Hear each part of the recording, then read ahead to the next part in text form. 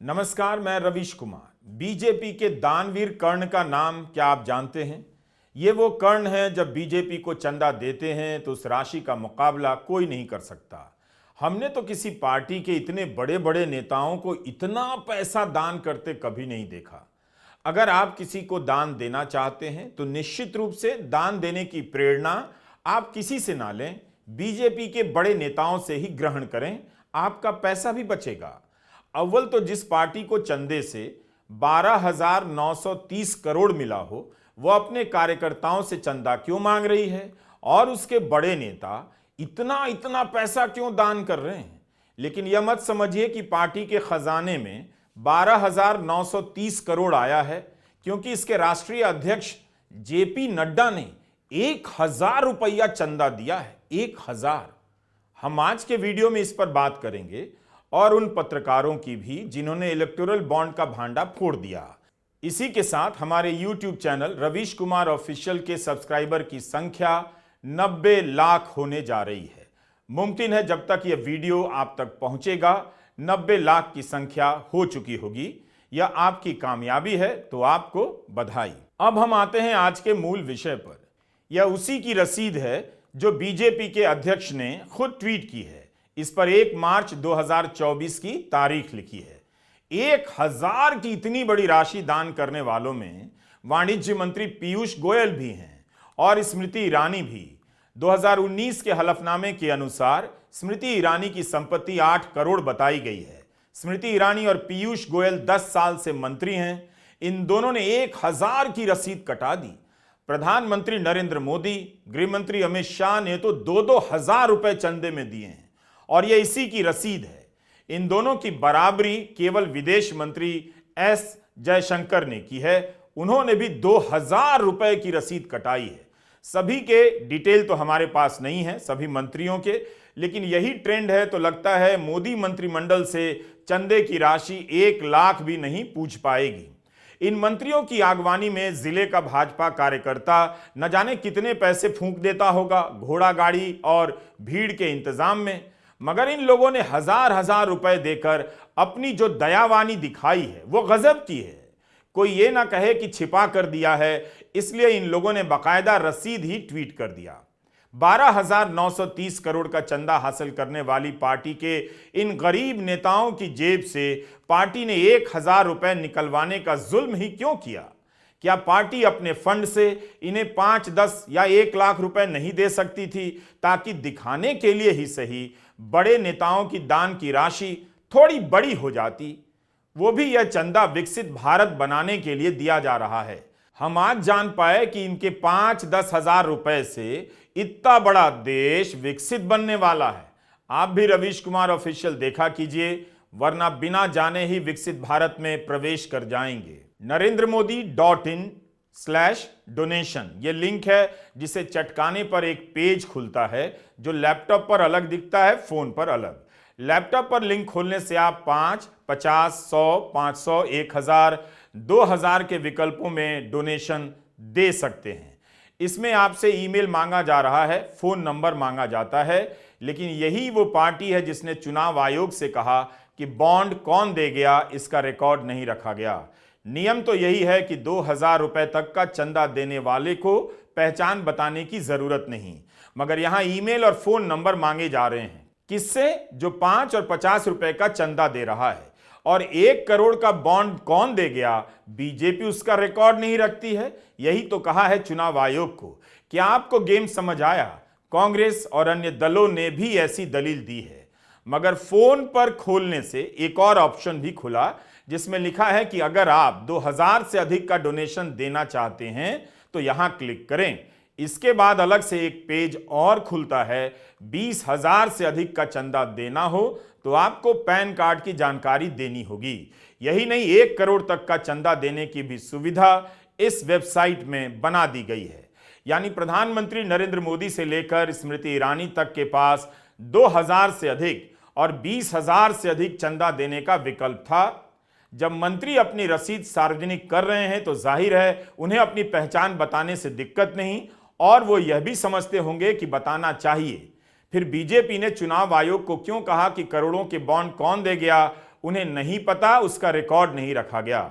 2014 में नरेंद्र मोदी को पीएम बनाने के लिए चंदा अभियान चला था। तब बीजेपी खुद ही दानकर्ताओं की तस्वीर ट्वीट किया करती थी। 22 फरवरी 2014 का यह ट्वीट है कि आकाश गर्ग ने मोदी फॉर पीएम फंड को दान दिया है। वे 500वें नंबर के दानदाता बन गए हैं।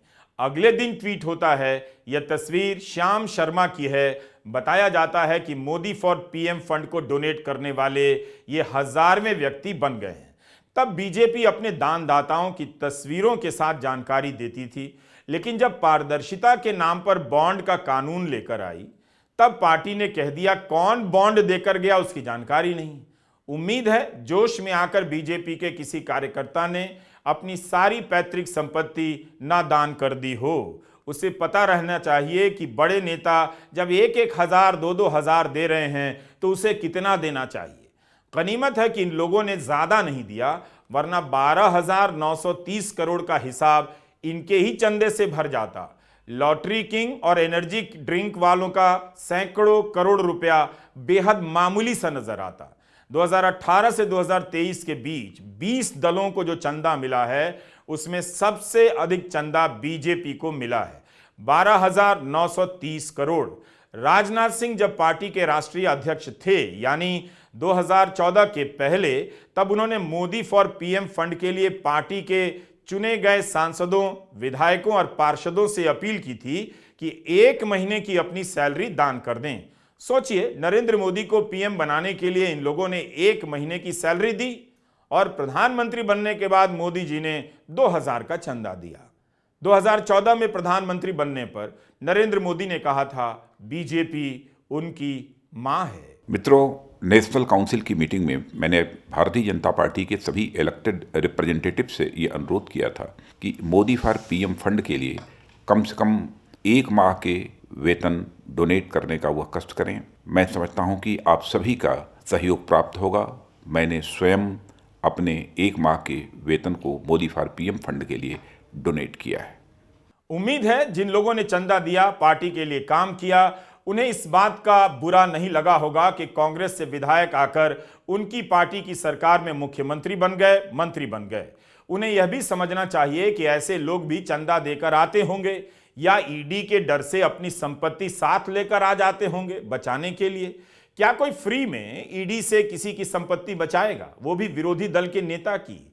राष्ट्रहित में प्रश्न पूछ रहा हूं। एक वजह यह भी हो सकती है, जिन नेताओं ने इलेक्टोरल बॉन्ड का कानून बनवाकर जिस बीजेपी को 8,251 करोड़ का चंदा केवल बॉन्ड से दिलवा दिया, वे उसके फंड में अपनी जेब से ज्यादा पैसा क्यों दे? 2000 बहुत है। 8 दिसंबर 2018 का यह पोस्टर है। बीजेपी ने इस पोस्टर को अपने ट्विटर हैंडल से लॉन्च किया।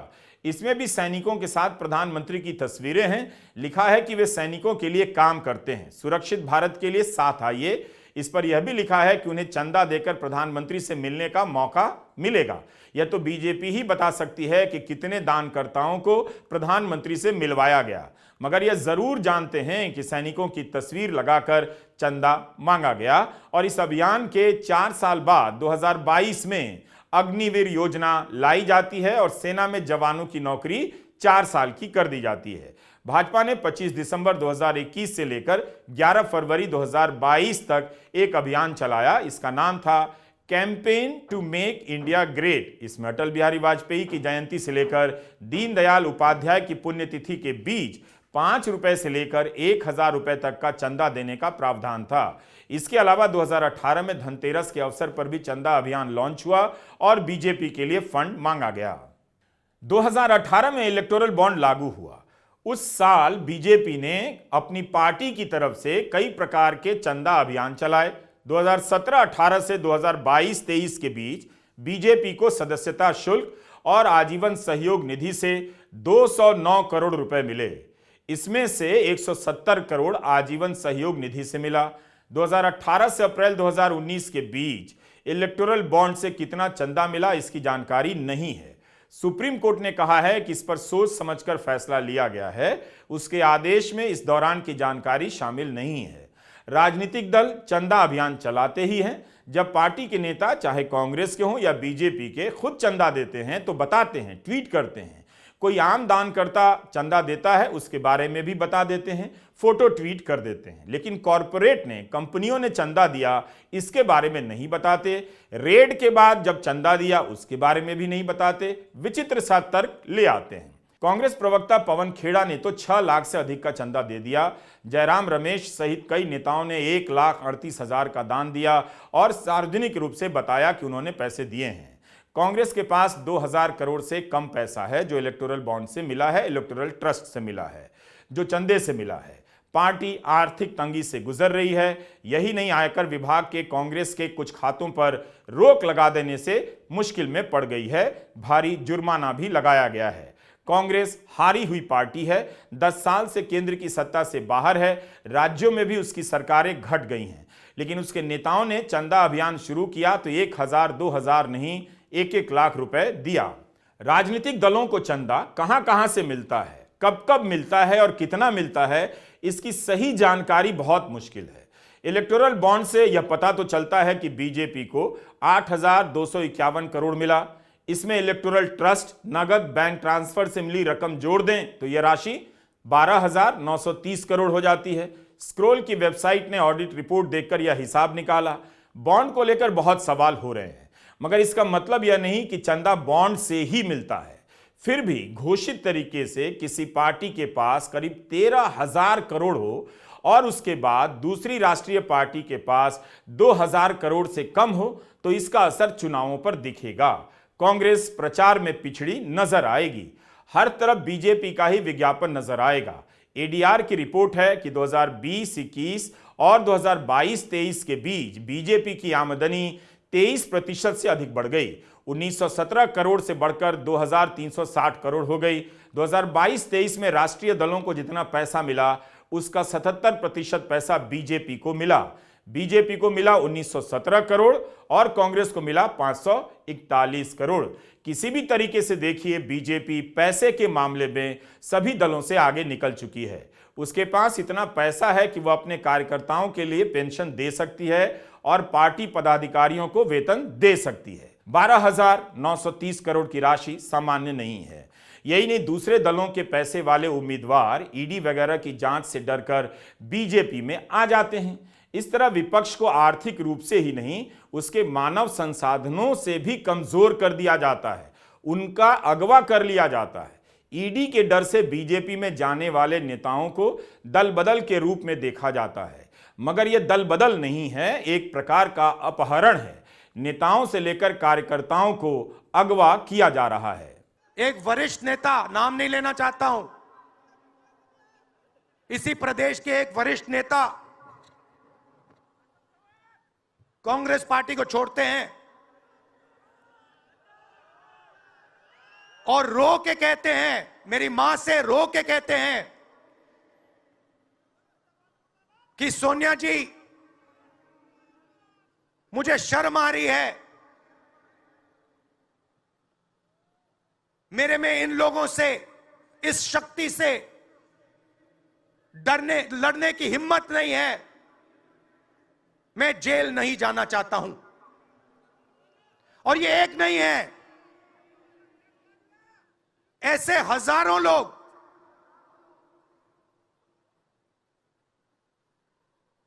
डराए गए हैं। क्या आप सोचते हो शिवसेना के लोग, एनसी के लोग ऐसे ही चले गए? नहीं, जिस शक्ति की मैं बात कर रहा हूं, उन्होंने उनका गला पकड़कर उनको बीजेपी की ओर किया है और वो सब डर के गए हैं। यह तो ज्ञात राशि है। राजनीतिक दलों तक पैसा कई तरीके से पहुंचता है, उनका हिसाब इसमें शामिल नहीं है। इलेक्टोरल बॉन्ड को लेकर जो भी जानकारी आई है वो अभी बहुत कम है, अभी ना जाने क्या क्या जानना बाकी है।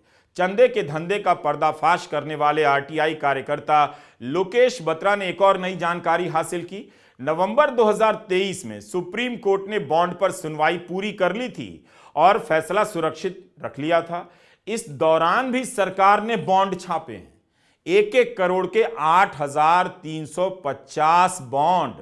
अब यह जानने में जुटना होगा कि इसे किसने भुनाया किसे मिला? लोकेश बत्रा ने एक और जानकारी हासिल की है। स्टेट बैंक ऑफ इंडिया ने बॉन्ड छापने का कमीशन ले लिया है। 13.5 करोड़ रुपए कमीशन के तौर पर लिए हैं। यह पैसा भारत के आम करदाताओं की जेब से गया। बत्रा का कहना है कि जो बॉन्ड खरीद रहा है वो कमीशन नहीं दे रहा है, सरकार कमीशन दे रही है, यानी आम जनता की जेब से पैसा जा रहा है। गजब गजब का खेल है। छापा पड़ जाएगा इस डर से चंदा दो, छापा पड़ गया है फिर चंदा दो, धंधा मिल जाएगा इसलिए चंदा दो। इलेक्टोरल बॉन्ड के यही सब नाम हैं, चंदे के बदले धंधा और धंधे के बदले चंदा। दवा कंपनियां दवाओं के दाम कम नहीं करती हैं, मगर करोड़ों रुपए का चंदा राजनीतिक दलों को दे आ रही हैं। हमने पिछले एपिसोड में आपको बताया था कि दवा बनाने वाली 35 कंपनियों ने 1000 करोड़ का बॉन्ड खरीदा है। इनमें से 7 ऐसी कंपनियां हैं जिनके खिलाफ खराब गुणवत्ता की दवा बनाने के मामले में जांच चल रही थी। उसी दौरान इन कंपनियों ने बॉन्ड खरीदे। Scroll, news minute, news laundry ने मिलकर इस तरह की खोजबीन की है। आप ही सोचिए कि जो कंपनी 77 करोड़ का चंदा देगी वो दाम कम कर देगी क्या? जाहिर सी बात है आपकी जेब से निकाल लेगी। 12,930 करोड़ का चंदा मिला बीजेपी को। इसका हिसाब स्क्रोल की टीम ने कई ऑडिट रिपोर्ट देखने के बाद निकाला। आप जानते हैं कि यह सब जानकारी आपके शहर के बड़े बड़े अखबार नहीं बता रहे हैं। अगर वे हिंदी के अखबार हैं तो उनमें इस तरह की जानकारी आपको मिलेगी ही नहीं, बल्कि रिपोर्टिंग ही नहीं है, बंद हो चुकी है। इसलिए आप किसी से भी इलेक्टोरल बॉन्ड के बारे में पूछेंगे तो मुमकिन है वह यही कहेगा उसे पता नहीं। गनीमत है कि रवीश कुमार ऑफिशियल के दर्शकों को पता है, क्योंकि हमने कई शानदार पत्रकारों के काम को समेटकर आपके लिए प्रस्तुत कर दिया है। यह उन्हीं पत्रकारों की तस्वीरें हैं जिन्होंने मिलकर भारतीय राजनीति के सबसे बड़े फ्रॉड और घोटाले का पर्दाफाश कर दिया। Scroll, news minute, news laundry के पत्रकारों की टीम ने मिलकर पड़ताल की और इलेक्टोरल बॉन्ड को लेकर कई रिपोर्ट सामने लाई। इन तीनों संगठनों के पत्रकारों की संख्या करीबन 30 होगी। रिपोर्टर्स कलेक्टिव के 7 पत्रकार हैं। हम नाम के साथ सबकी तस्वीरें मैच नहीं करा पा रहे, मगर इन सभी का नाम पढ़ना चाहता हूं। सुप्रिया शर्मा, धन्या राजेंद्रन, अबान उस्मानी, आनंद मंगनाले, अनीशा सेठ, Anjana Meenakshi, Ayush Tiwari, अजीफा Fatima, Basant Kumar, Divya Shlesha, Jayashree Arunachalam, जोयाल M Rajshekhar, Maria Teresa Raju, Nandini Chandrashekhar, नील माधव, निकिता सक्सेना, पार्थ एमएन, पूजा प्रसन्ना, प्रज्वल भट्ट, प्रतीक गोयल, प्रत्युष दीप, रागमलिका कार्तिकेयन, रमन किरपाल, वैष्णवी राठौड़, रवि नायर, सांची हेगड़े, शब्बीर अहमद, शिव नारायण, राज पुरोहित, सिद्धार्थ मिश्रा, तबस्सुम, बरनागर वाला, ये सभी नाम scroll, news minute, news laundry की टीम के हैं। रिपोर्टर्स कलेक्टिव के कुछ और नाम हैं: नितिन सेठी, फुरकान अमीन, हर्षिता, मयंक अग्रवाल, तपस्या, अनूप जॉर्ज फिलिप, श्री गिरीश जलिहल है। यूट्यूब चैनल एक्सप्लेन एक्स की पूनम अग्रवाल का भी नाम इसमें शामिल है। आप इनके चेहरे भले न जानते हों, मगर इनका काम भारत की पत्रकारिता में स्वर्णिम अक्षरों में लिखा जाएगा। आप इन संस्थानों को मजबूत कीजिए, इनकी रिपोर्ट को पढ़िए और हो सके तो आर्थिक मदद भी दीजिए। गोदी मीडिया के दौर में इस तरह के पत्रकार होना, कम पैसे पर काम करना और हर महीने सैलरी का इंतजार करना, ये एक ऐसी लड़ाई है जिसकी रोजाना तकलीफों की चर्चा आप तक नहीं पहुंचती। हम सभी को इन पत्रकारों का आभार व्यक्त करना चाहिए। बुजुर्ग लोकेश बत्रा भी तो पत्रकार ही हैं, जिन्होंने आरटीआई से हजारों पन्ने की जानकारी निकालकर झूठ का भांडा फोड़ दिया। आप देखेंगे कि इलेक्टोरल बॉन्ड पर काम किसने किया है। इन पत्रकारों ने किया है, जिनकी तस्वीर अभी अभी दिखाई और नाम बताए। मगर अमित शाह इन्हें इंटरव्यू नहीं दे रहे हैं। दे किसे रहे हैं? उन चैनलों के एंकरों को जिन्होंने ना तो ऐसी खबर की है और ना ऐसी किसी खबर को आगे बढ़ाया है। अगर इन पत्रकारों को गृहमंत्री इंटरव्यू दें और जनता देखे तो पता चलेगा कि गोदी मीडिया के एंकर पलटकर भी सवाल पूछने के लायक नहीं हैं। अमित शाह गोदी चैनलों के कार्यक्रम में बहुत आसानी से कह देते हैं, राहुल गांधी यह बताएं कि इंडिया अलायंस की पार्टी को 6000 करोड़ का चंदा कहां से मिला। यह बात तो है, मगर और ज्यादा बात ठीक होती जब अमित शाह खुद यह बता देते कि बीजेपी को 12,930 करोड़ का चंदा कहां से मिला, छापे के पहले कितना मिला और कंपनियों पर छापे के बाद कितना मिला। बीजेपी 10 साल से केंद्र में है। वह दावा करती है कि भ्रष्टाचार दूर कर दिया गया है। चुनावी चंदे को लेकर जो रिपोर्ट आई है उससे भ्रष्टाचार से लेकर वसूली तक के संदेह पैदा होते हैं। बीजेपी को इसकी जांच की मांग करनी चाहिए, ना कि यह बहाना बनाना चाहिए कि कांग्रेस को भी चंदा मिला है, तृणमूल को भी चंदा मिला है। यह मामला इसका नहीं है कि किसे क्या मिला या सबको मिल गया। मामला यह है कि एक ऐसा कानून बनाया गया जिसके इस्तेमाल से कई कानून तोड़े गए। अगर छापे के बाद चंदा देने का मामला साबित होता है तो यह एक तरह की वसूली है, हफ्ता वसूली। छापा मारने वाली एजेंसी बीजेपी की सरकार के नियंत्रण में है, विपक्ष के नहीं। नमस्कार, मैं रवीश कुमार।